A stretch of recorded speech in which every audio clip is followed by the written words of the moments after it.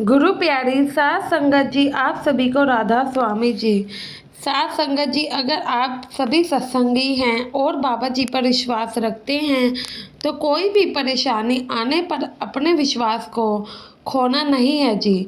साथ ही साथ उन पर भरोसा रखना है कि कोई भी जो परेशानी आपके ऊपर आई है वह जल्द ही समाप्त हो जाएगी। सद्गुरु जी खुद उनका कोई ना कोई हल जरूर करेंगे। साथ संगत जी, आपसे आशा है अगर चैनल पर पहली बार आए हैं तो सब्सक्राइब जरूर कर लीजिएगा, जिससे आप बाबा जी की प्यारी प्यारी साखियाँ सुन सकें। संगत जी कहते हैं ना कि कैसे करूँ तेरा शुक्रिया, तुम्हारी मेहरबानी ही इतनी है। मालिक, मुझे मांगने का सलीका नहीं है, पर तू देने की हर अदा जानता है। साथ संगत जी, आज जो मैं घटना आपको बताने जा रही हूँ, यह सुनकर आपको भी लगेगा कि आपकी परेशानी ज़्यादा बड़ी नहीं है। आपको अपने सद्गुरु पर और भी ज़्यादा विश्वास अटल होगा। साथ संगत जी, एक बार की बात है, एक गुरु का सिख जो रोज़ सुबह उठकर भजन सिमरन करता था, मालिक की बंदगी किया करता था, लेकिन उनके घर में गरीबी बहुत थी, जिसके चलते पूरे परिवार को कुछ ना कुछ परेशानी झेलनी ही पड़ती थी। और पूरे प्रेम भाव से वह गुरु घर से भी जुड़े हुए थे। साथ संगत जी, पिछले कर्म कटवाने के लिए बाबा जी कुछ ना कुछ तकलीफ़ तो देते ही हैं।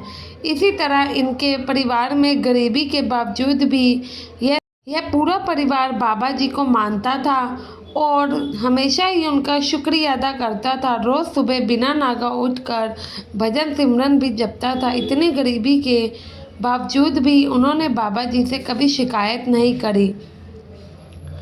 कर्मों के कारण अब उस सिख की ज़िंदगी में बीमारी ने दस्तक दी और सिख को गले का कैंसर हो गया। जब पता लगा तो कैंसर लास्ट स्टेज पर था। 3-4 डॉक्टर को दिखाया गया, लास्ट स्टेज में कैंसर कंफर्म हो गया था, तो डॉक्टर ने ऑपरेशन बता दिया। अब वो भाई परेशानी में इतना था क्योंकि घर में इतनी गरीबी, ऊपर से कैंसर का ऑपरेशन, तो ये सब कैसे हो पाता। लेकिन उसके घर में सभी लोग इतने अच्छे थे कि बच्चे भी कहने लगे, पापा हम घर बेचकर आपका ऑपरेशन कराएंगे। लेकिन वह सिख भाई जो कि मान ही नहीं रहा था, सोच रहा था अगर घर बेचकर तो हम सब रास्ते पर ही आ जाएंगे, सब कुछ ख़त्म हो जाएगा। अगर ऑपरेशन के बावजूद मैं नहीं बचा तो मेरे बच्चे कहाँ जाएंगे, क्या ही फ़ायदा है ऐसे ऑपरेशन का।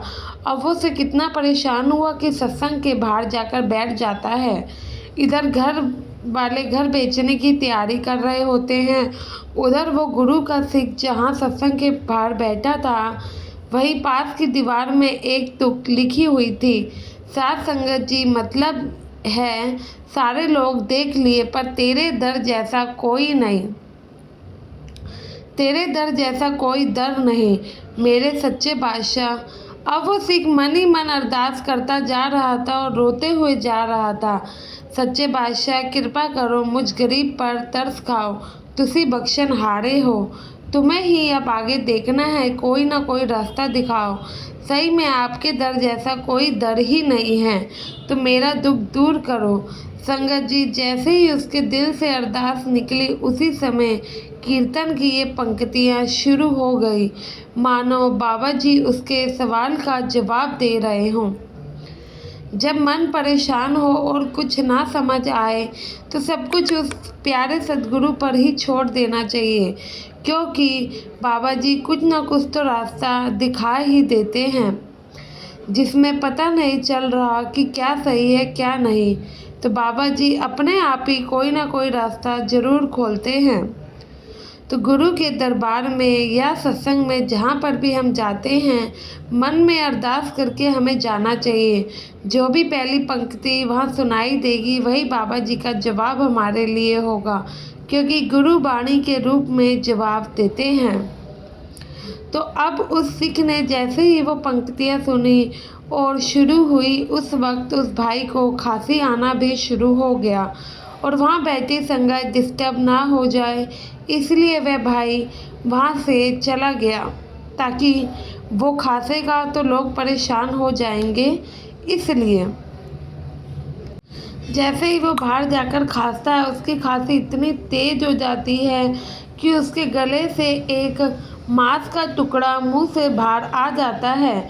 उस टुकड़े के अलावा कोई ब्लीडिंग वगैरह नहीं हुई थी, मानो सारा ब्लड उस मांस के टुकड़े में ही समा गया हो। टुकड़ा निकल जाने के बाद उस भाई को हल्का महसूस होता है और उसका दर्द मानो गायब ही हो गया था। वो हैरान हो गया और उसकी आंखों से आंसू झरझर बह गए।